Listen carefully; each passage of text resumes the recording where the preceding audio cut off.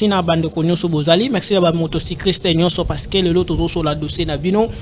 Et nande komoko na azobenganga trop azotinela biso ba audio par rapport à tracasserie qui makasi. Malheureusement le président Youssouf Mukenge a eu mon empêchement lelo mais à cause à la tête toujours sur lango toujours sur la dossier na bino ba motocycliste na ngina zo moko ya ba communicateur ya Anamo c'est Joata Bongo toujours partager lelo aza juriste na kat nango to betali so na bino tracasserie ya ba motocycliste toujours le la dossier. Il y a révision, il y a constitution ou changement de la constitution parce que M. Kabouya a fait ça qui peut dar proposition na yé.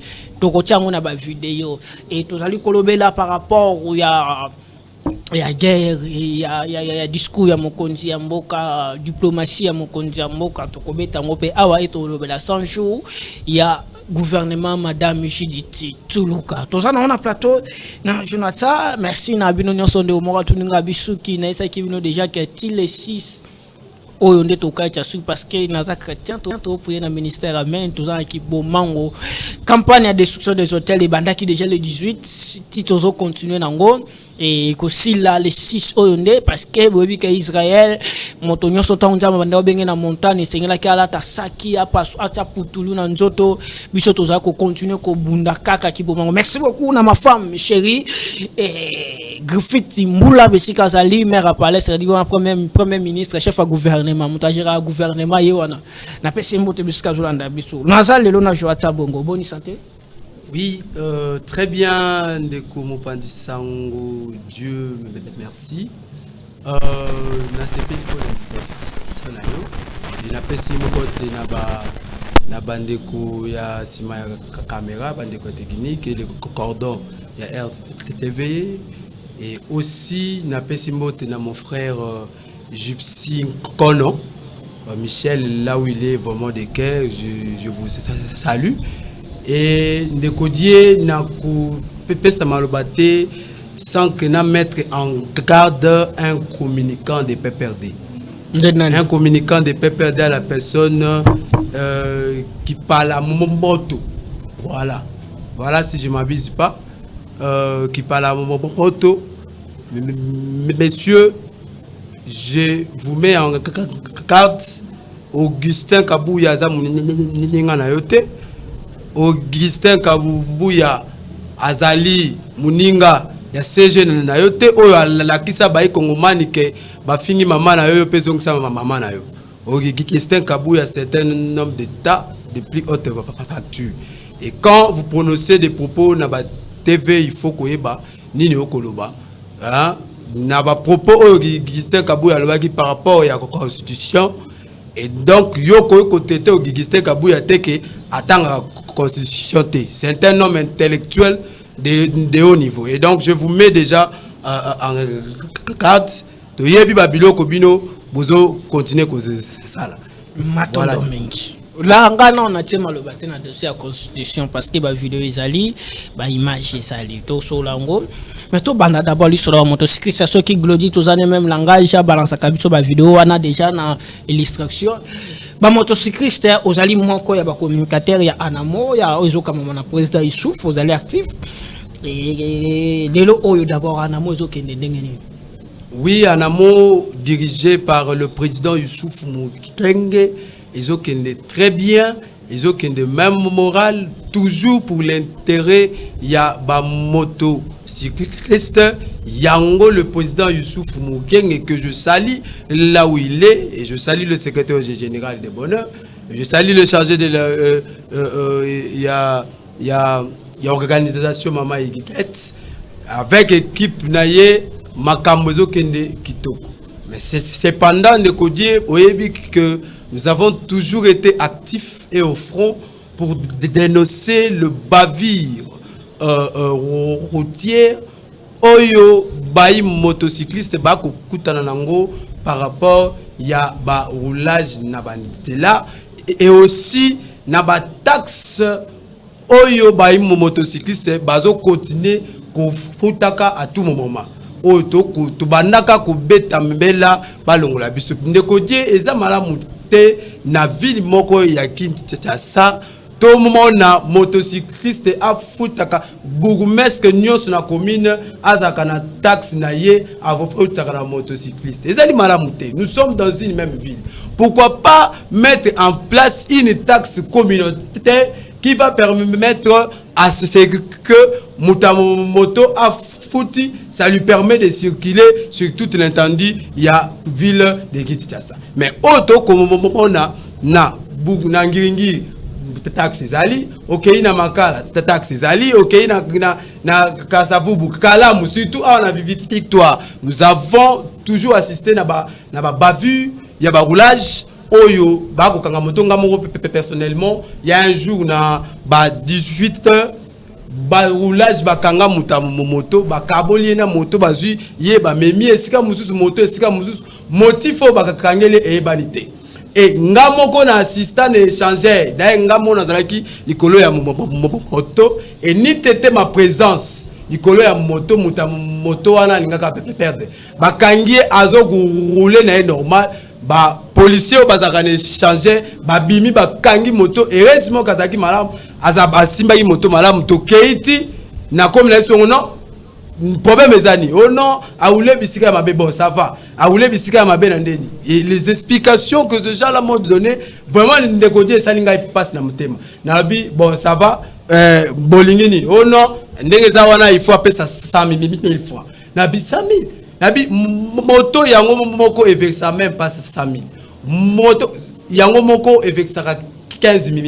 Et ce que tu as dit, c'est que ma famille balia, mon bimbana kozanga 20 000 to 30 000. Maintenant, vous lui demandez 100 000. C'est pour que akenoko yiba pour ayazo moto to akenoko sala kukoluna. Vraiment les jours là, j'étais à couteau tirant avec Bajan, Yanzela wana ya hôtel changé jusqu'à ce que je permis à ce que Nekowana azwa moto na yeye à futa ata et le côté vraiment ce qui nazalaki ce qui ngai oyo nazana kati ya namo oto yebi ba droit ndenge sengelaki nazalaki na ndeko wana te ndeko wana ngaka perdre moto na ye et angaka futa ba 100 000 o eza malamu te yango ba pratique oto ko sipala note et ba motocycliste basalaki manifestation le lobby ce nyonso totalaki wana sima ya président Youssouf Mukenge o akola la te pour les intérêts de la motocycliste. Il y a des mesures sérieuses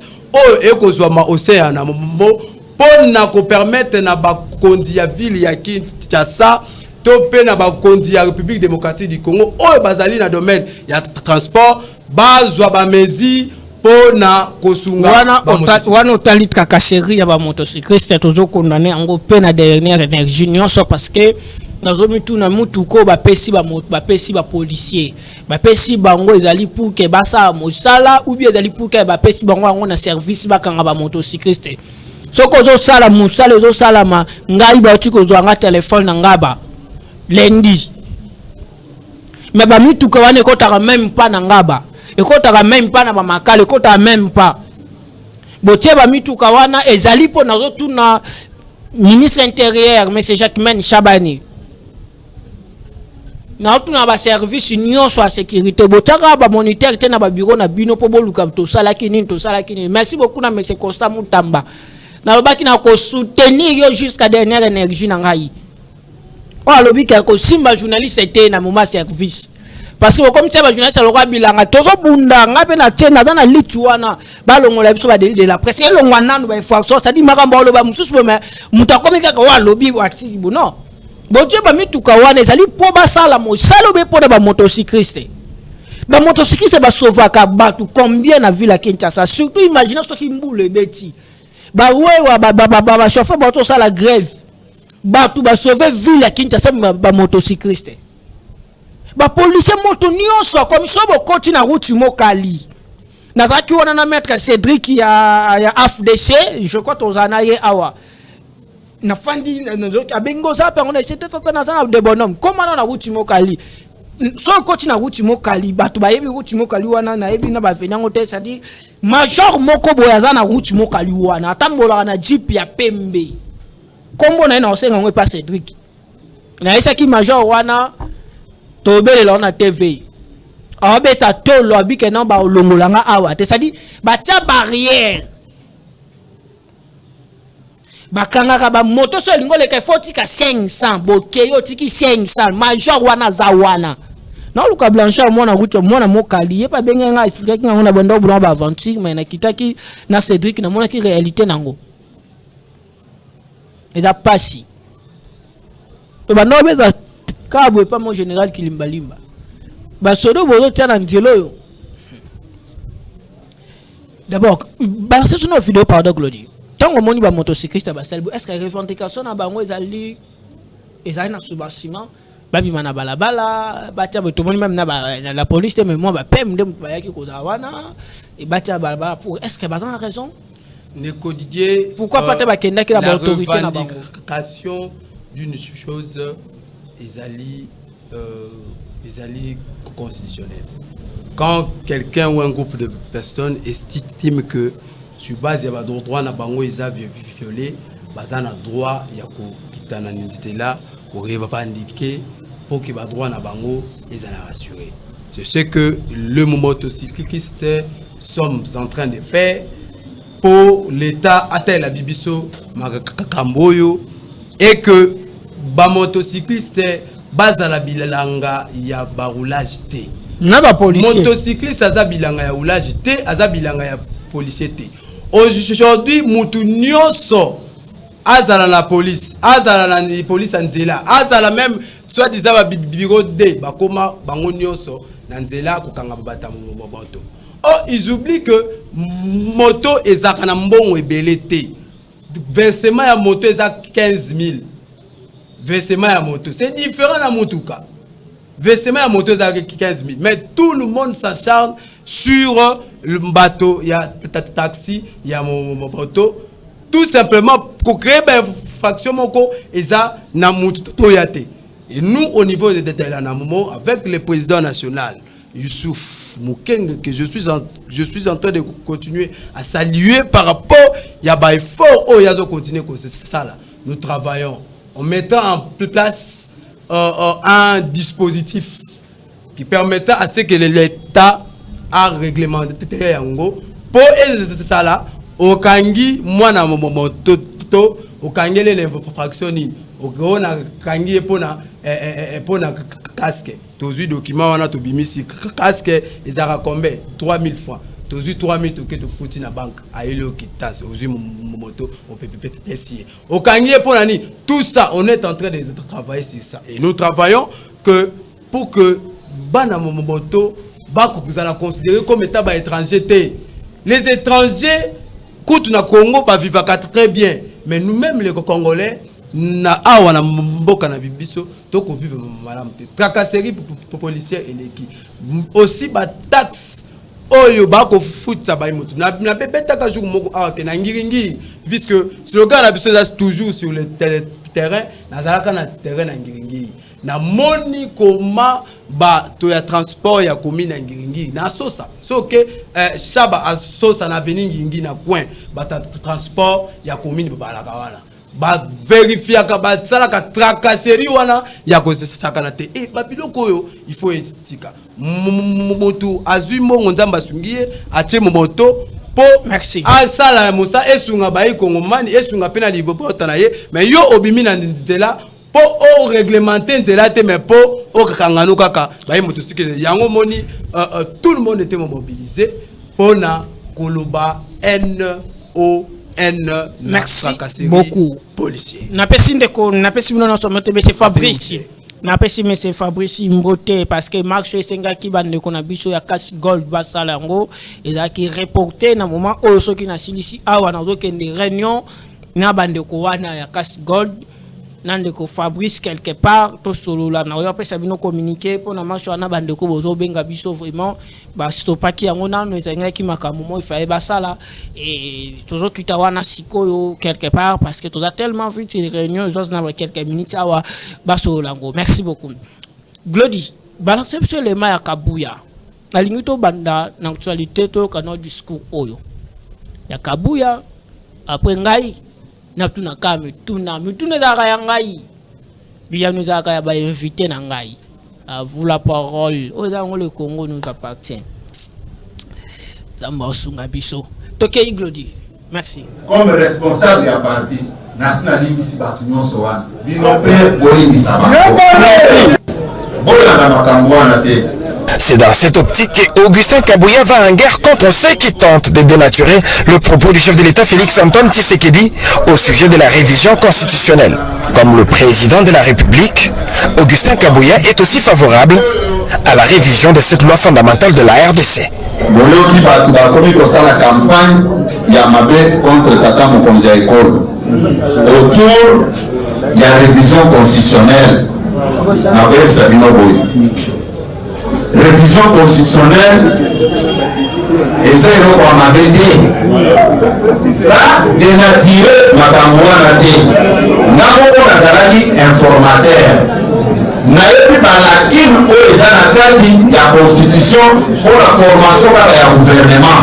soki totali nano ndenge mapoloni ezosalema na mboka na biso lelo okomona motu baelire ye na batebele me oyoki na suka ke adimaki te o parti na ye ekosalisei te. biloko nyonso wana basalaki yango na bapaya. mandat ya président de la république ezalaka ya 5 ans. bozo vote président abimi yende azwi mandat ya mboka mobimba. po anome premier ministre il faut akende konome nano informateur yango akozwa 100 ans mibale po asala mosala na ye. soki azali mosala apesi rapport président, soki atangi rapport anome premier ministre po abanda mosala. Il faut parlement basala nino babengaka investiture ya gouvernement. Or botala gymnastique eza Matondo mingi Glody. Oh là là, secrétaire général à UDPS M. Kabouya wana pesi Hervé ya Liberté Plus chargé de communication, conseiller de communication ya M. Augustin Kabouya atindela ki biso vidéo wana na pesi M. Eli wazali paksek ya M. Augustin Kabouya na pesi M. Josué ou ba pesi ki biso ça dit to artiste to participer kana ba activité presque belé ya bango ba benga biso ndenge de kona biso pe ya SID ba benga ki biso na pesi M. Adrien cadre ya SID mbote na bozo mona mikolo tout le monde ba de quoi SID, c'est-à-dire chaque émission parle lona lobby mais c'est maintenant na boto la kabomoni ba bilongi différent ba de kona biso SID basa kana biso joa tabongo na moni ko ina constitution aux après to démarrer. Nous avons toujours été prêts. Ok. Discours ya mokonzi ya bino Augustin Kabouya. Azana tort, to azana raison. Et deuxième question est na niveau na yé tant que secrétaire général, député national, informateur, c'est-à-dire au cadre, azana personnalité politique, azana personnalité na yé. Est-ce que à quoi que ça là discours wana devant opinion ou bien c'est là que ça la ngwata na gagnon na bino ali bino ba communicateur ndé boye ko relayer yango Deko Mopandi Sango au-delà ya ba critères ya ba qualité oyo au tangi ya Augustin Kabouya le secrétaire général et le président par intérim de l'Union pour la démocratie et les progrès sociaux. Au-delà, il est citoyen congolais. Il a le droit d'opiner sur une situation politique. Et moi, je ne vois pas le mal de cette communication de Augustin Kabouya sur la révision constitutionnelle. Je ne vois pas où se trouve le mal. Parce qu'il a dit que la constitution a été rédigée na Babelizira. Il a dit qu'il y a des failles aussi il y a la constitution. Notamment, il a cité la disposition qui interdit et qui permet au président de la République, après avoir que Azaza Eli, il doit encore mettre en place un informateur qui doit avoir 1 mois ou 2 mois pour constituer la majorité parlementaire. Après avoir constitué la majorité, on doit... Tout ça, ce sont des processus Oyo et Zomema assisté que le président de la République a commis les lots. La personne élue aujourd'hui pour président de la République et le lobby a dans difficulté et Zoabiso temps il y a qu'à mettre en place le gouvernement. On a connu ces problèmes, même à l'époque de Joseph Kabila. Il a connu ces problèmes dans le gouvernement Yamadata. Il a connu ces problèmes. En dehors, il y a faille le secrétaire général Augustin Kabouya, le président par intérim de l'Union pour la démocratie et le progrès social, a relevé. Moi, je attends Bongo, encore de disposition à relever. Je fais des interventions, il y a une émission à l'époque pour soutenir la révision constitutionnelle, pourquoi pas l'élaboration d'une nouvelle constitution. Parce que nous sommes sans ignorer que la constitution que nous avons est la constitution et outil n'a pas belligérant. C'est-à-dire, il y avait Batu Yabitumba, il y a parti, parti, pas tous ensemble et nous rédigeons cette constitution. Et si vous avez suivi même le président de Nouvel Élan, Adolphe Mouzicitou, a bel et bien souligné que cette constitution a été élaborée et votée par des députés qui n'avaient pas reçu le cutus du peuple. Par des députés nommés qui n'avaient pas reçu le cutus du peuple. Or, la constitution est un document qui est appelé à régir tout un peuple. Est appelé à régir tout un peuple et ça l'a voté par de députés nommés, par des députés qui n'ont pas reçu le cutus du peuple. Est-ce qu'on peut dire que cette constitution a l'autorisation ou la légitimité, pour utiliser ces mots, de ces peuples? Non, ce n'est pas ça. Et en dehors de cela, Nekodier, je sais que ce que je suis en train de dire, ça va choquer. La balkanisation de la République démocratique du Congo est constitutionnelle. Voilà la nécessité. La balkanisation de la République démocratique du Congo est constitutionnelle. Nekodier, vous avez fait la constitution, lisez l'article 217. Lisez l'article 217. Vous allez vous rendre compte comment les gens qui ont élaboré cette constitution l'ont fait dans les bites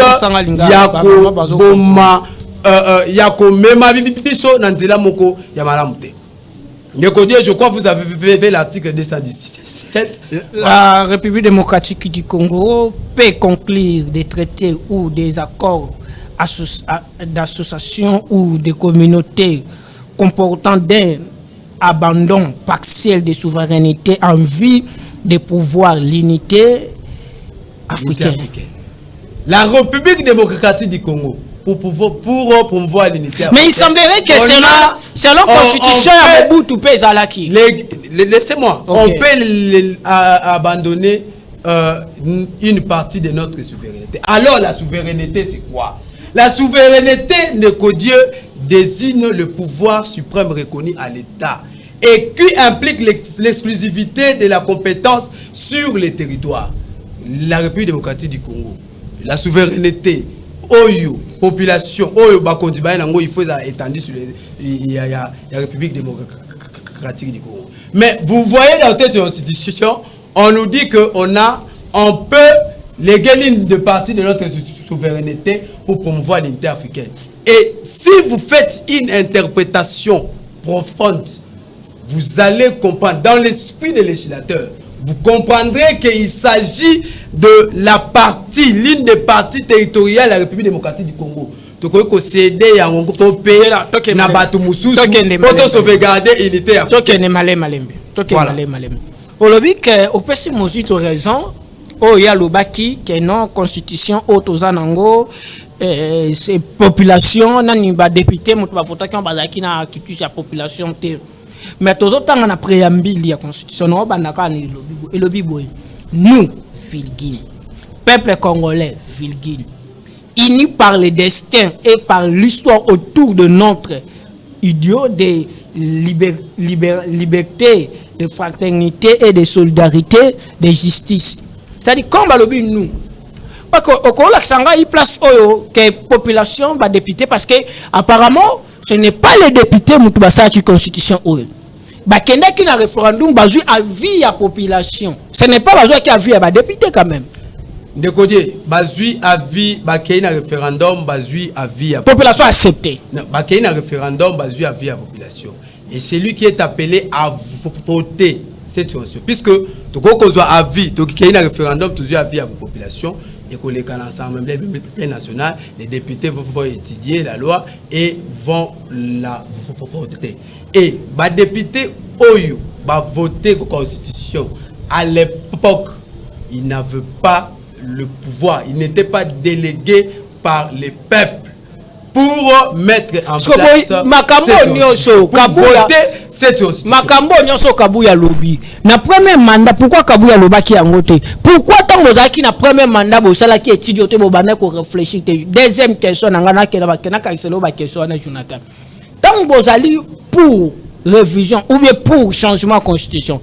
Bon ça là on pona ba et ça ma pona ba intérêt politique. Ou bien ça pour l'intérêt de la population, il y a vie pour la population. Il dit que toi, pour changer la constitution, la population s'est payée, et comme Bongi, Congolais n'ont joué accès à Maï, Congolais n'ont pas bandélé, Bouka n'a pas cassé, Tongami, tout est comme Bongi. Décodier la constitution détermine les marches à suivre pour arriver à résoudre les problèmes étatiques. Et lorsque vous avez une constitution qui fait des faux d'office, vous risquerez de tournoyer en rond. Nous tous, nous décrions, nous tous, nous faisons appel à ce que nous voulons l'unité dans le Congo, le cannabis, un et indivisible. Mais lorsque nous avons déjà une constitution qui nous donne déjà, qui donne l'autorisation, Nabaï Congo Mani aussi, il y a une partie à souveraineté. C'est du plus long pour Suka Kouawana. Mais Jonathan, s'il vous plaît, il y a les selon la constitution, comment on appelle ça, il semblerait que non, même phrase, même article, qui par l'époque, il y a Mobutu. Non, ça, on est fort, on a looké. Mais est-ce que nous devons continuer? Il y a maintenant, si réellement ce que vous êtes en train de dire, nous devons continuer à maintenant des dispositions qui mettent en péril la sécurité ou la territorialité de la République démocratique du Congo. Non. Ce qui est là, tout ça a un problème. Ce qui est là, le problème est continuer comme ça. C'est aussi sur base de la Constitution. Le président de la République ne peut pas poser les actes en dehors de la Constitution. Nous, il faut ça la Constitution. Maintenant, si cette Constitution a des failles, voilà qu'il y aura des problèmes. Un autre problème à soulever, dans cette constitution, on n'a pas précisé le juge naturel de l'ancien Premier ministre. Le juge naturel de l'ancien président de la République. Ce n'est pas précisé dans cette constitution. Donc aujourd'hui, maman Nabiso Azali n'a pas prématuré, maman Judith, ce qui arriverait entre guillemets, elle commettait des actes infractionnels et que Azali sous-souté, quelle est la juridiction qui va la poursuivre? Nous avons connu ça dans le cas de Matata Ponyo. Bukanga Lonzo, Oyo Matata Ponyo, Bimisa Mbongo. Oyo Bakongomani, Bamone la taille le côté. Mais juridiquement, nous étions bloqués parce que on n'avait pas avec précision le juge naturel Yamatata Ponyo. Tantôt de la cassation, tantôt de la Cour constitutionnelle, la Cour constitutionnelle autant la Constitution parle du président en fonction, et l'ancien président de la République et l'ancien premier ministre. Quel est son juge naturel? Ce n'est pas précisé dans cette Constitution. Voilà la raison pour laquelle nous, Joatan Bobongo qui me parle.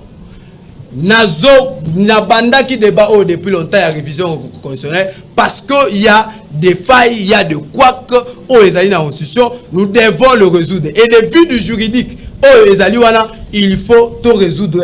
Yango, Moutounion Sofo Azala, na juge naturel na Dengue et Lobby. Simbana, fonda te fonda na pêche article wana. Jota, au côté na biso article 19 et 219. Aucune révision constitutionnelle ne peut intervenir pendant l'état de guerre. Oui, l'article... Excusez.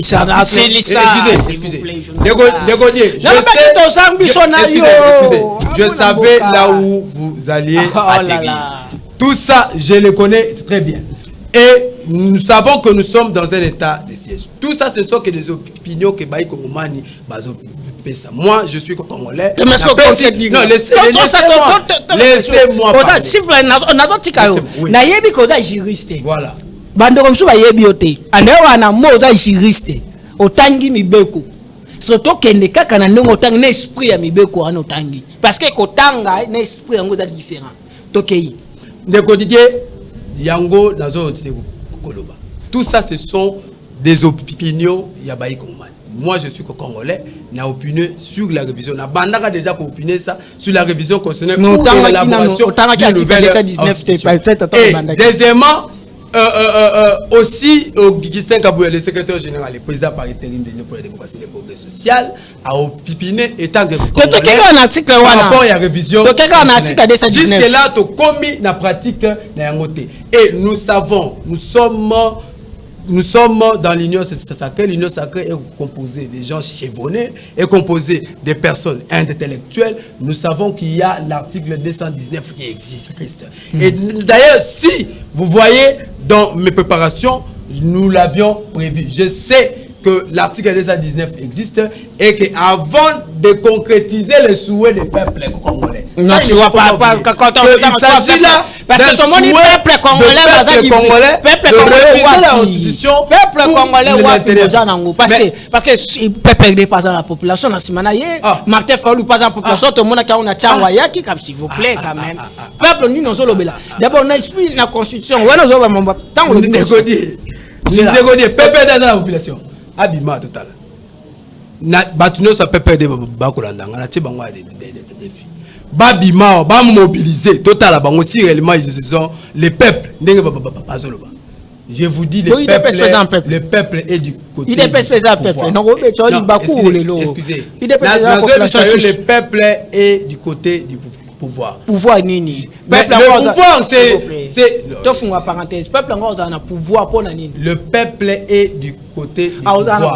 Pour nini. Pour intérêt des années. Non, excusez. Le peuple a causé la côté à pouvoir pour son intérêt. Mais l'intérêt du peuple, le travail que le chef de l'État est en train de pour pacifier l'Est de la République. Non, dernièrement, il y a eu des territoires qui avaient été récupérés par les phares. D'ailleurs, nous sommes mis dans la plateforme. Nous avons publié une information. Il y a eu des territoires que le phare de DC récupéré.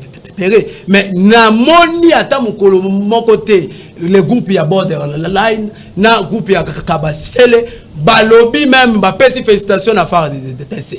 Bangote bango kaka ono ba mobiliser batu pour la marche oh non sorti négocier laissez-moi ba mobiliser batu pour la libération il y a prisonniers politiques en RDC il y a pas de prisonniers politiques. Oh c'est ce que je dis en RDC il y a pas de non je le confirme.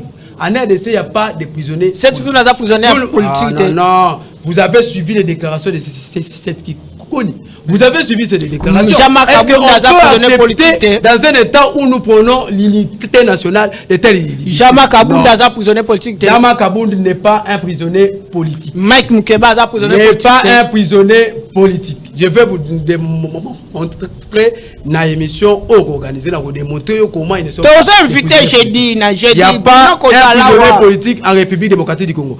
C'est pour vous dire que en RDC, s'il faut les opposants va mobiliser batu pour l'intérêt mesquin na bango basala kayango et babimisi batu batango pe bazala ke belete bazala ka beka kamuki mais ce qu'il faut va mobiliser batu ndenge ba ko ba population a souffrir ndenge ba ko ba ke oboyo ndenge bazolo ba réalité excusez ba mobiliser batu entre guillemets pour na lipa mama ba mobiliser batu entre guillemets pour na loso mati ils ne le feront pas. C'est pour vous dire que nous, le peuple congolais, sait très bien que devant Félix Tshisekedi, il n'y a pas une opposition. C'est là. C'est toi qui es en opposition. Tu es en opposition. Débat na to solango. J'ai dit na pêche sur invitation. Bruna Ozalawa, Rigena Ozalawa, Yondo Ozana. Il est peut-être Ozana de quoi nouvelle et là Bruno Mimbenga Zawa. J'ai dit à confirmer. Tozana mais c'est Rigena Ozalawa. Yo pays des pêches Ozala. Awangala Ozana na katikati mikolo terezo tengama makasi.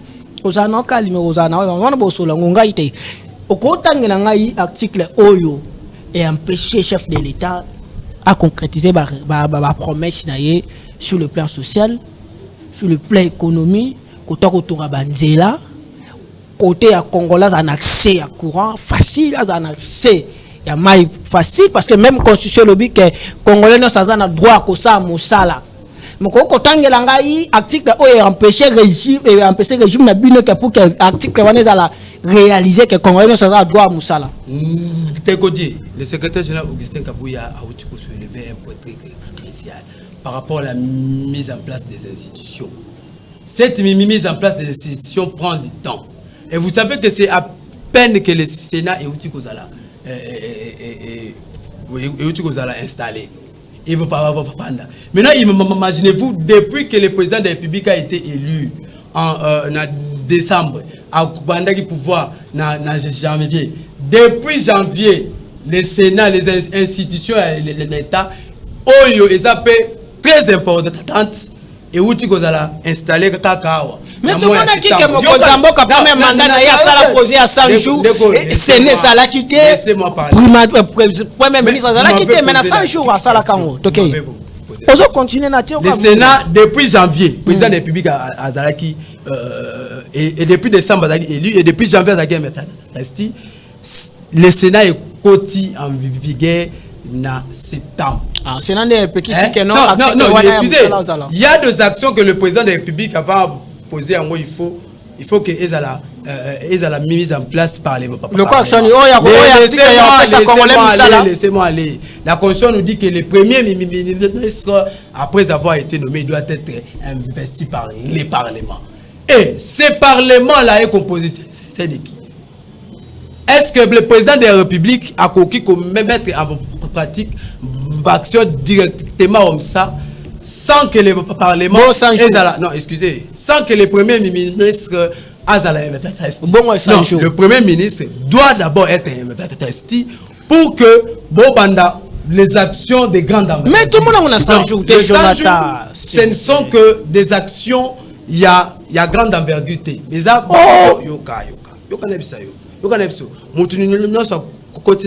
pouvoir à la période où il y a un projet pour résoudre les problèmes les plus fréquents. Vous comprenez? C'est ça l'objectif. Mais le programme du gouvernement, il faut pas comprendre le programme du gouvernement dans son entièreté, tout chaque secteur électricité, il y a finance, il y a tout. Il faut voter dans le Parlement.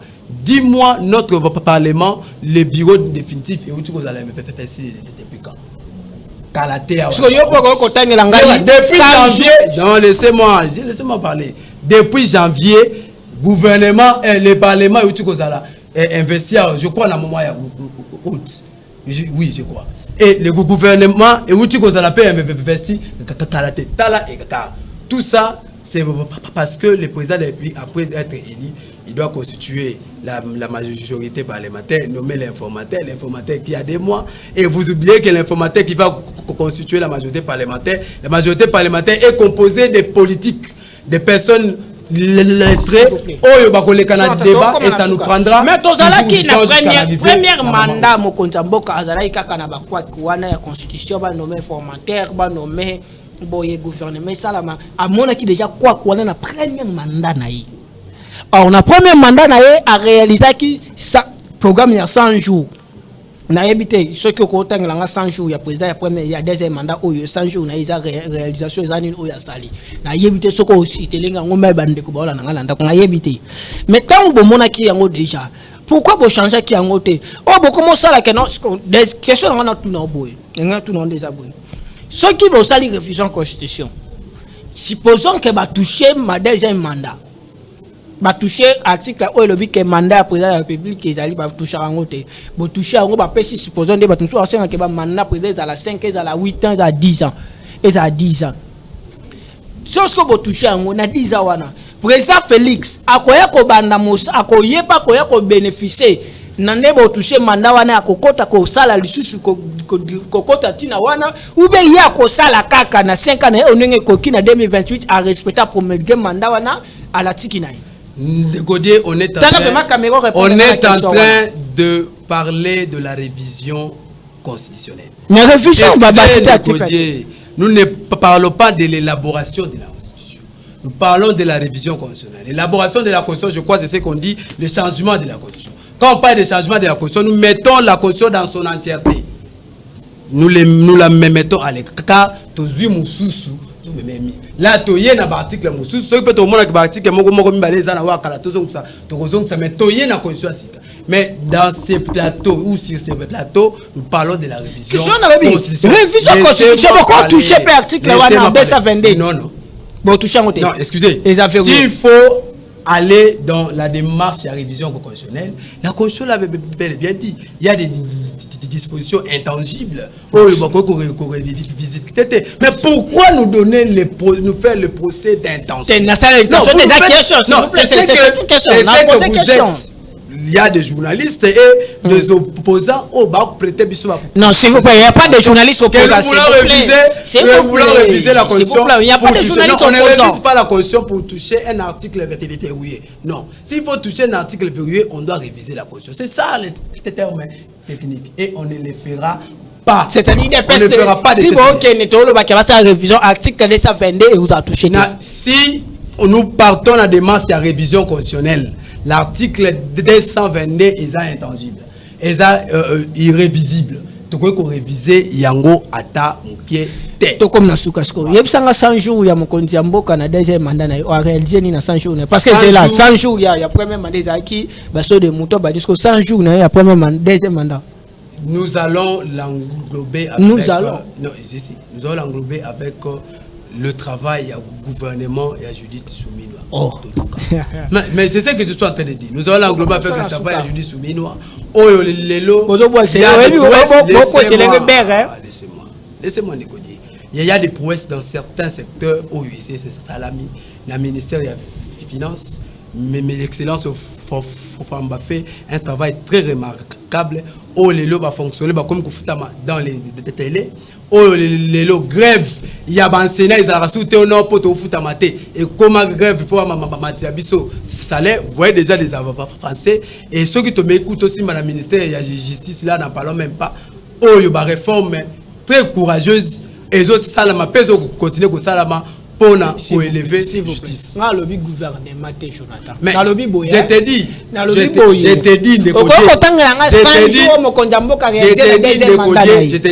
nous pouvons l'associer avec le gouvernement judiciaire. Mais dans la première mandat de la société. C'est ce que je suis en train de vous le démontrer. Et si nous avons pris le temps, je dirais ce que nous avons fait avec le gouvernement. Message ni bande ko balandi biso va retenir. Oui, message Nabaï Congo Mamani est que la révision constitutionnelle c'est pour le bien du peuple congolais, surtout pour les articles on a outil que les fait et tout côté comme mboka na bisote et tenga mabalongola une partie ba pesa na mboka mususu tout simplement pour qu'on s'appelle ça unité africaine to lingi ngote cette disposition la révision constitutionnelle il faut le. Et aussi naekoloba nekodie tracasserie policière et zongi na commune ya Makala. Ba policier ba zongeli lisusu ko kanga ba chaîne sans motif valable. Et ce sont des pratiques où on continue de dénoncer. Donc on continue encore de dénoncer yango pour Congolais à vivre na kimia na mabele oyo ezali yaye. Et on ne peut pas permettre la commune ya Makala jeune à sali le côté abimi soda oye o kangie na motif ezangi mutuna makolo o memie na société infraction afutanini au 100 000 250 000. Et de là je suis en train de parler à son excellence monsieur le VPM de l'intérieur Jacquemain Chabani Sunga Bibi Peiso. Je crois que vous êtes en train de faire un travail très remarquable pour la sécurité. Merci beaucoup. Merci beaucoup. Basali biso sinto comme na suka. Grâce à comme ça na beke na otunara mituna.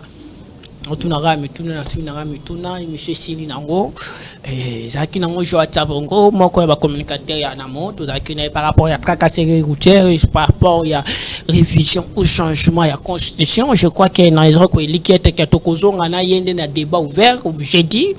Si on a joué à bande qu'on a biso ya nouvelle élan pour nommer Benga ou celle biso déjà signe qu'on a biso jeudi et nous avons qu'on a biso Rigen il y a Essida qu'on a biso tous en de quoi il est parce que bota boy imaginer plateau wana na yebi bato ebele pour osala ba osenga plateau wana mais na linka na tika ka na bongo parce que na omo ça ba plateau na semaine auto ça ba plateau défi moko ezangati matano mengi botake bela la biso fils de l'homme. Dieu merci Bemba toujours ko la zo batela biso toujours bunda toujours ko relever ba défi to kutani lobby na même air. Merci.